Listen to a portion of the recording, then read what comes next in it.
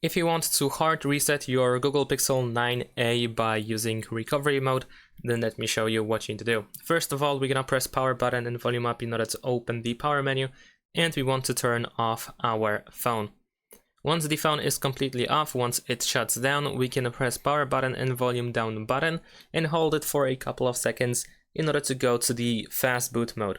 After 3 seconds, we should see the fast boot mode. Now we can release both buttons. Use volume up or volume down in order to navigate in this menu, and we need to find the recovery mode over here, then press the power button once you do.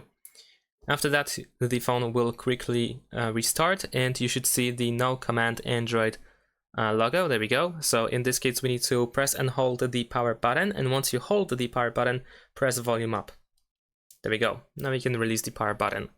And over here, once again, we navigate by using volume buttons, so we need to search for the wipe data / factory reset option, confirm by pressing the power button, then over here choose factory data reset and confirm by using the power button once again.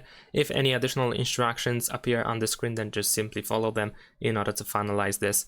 And that's pretty much it. Thanks for watching, leave a like and subscribe to my channel, and see you in my next videos. Bye!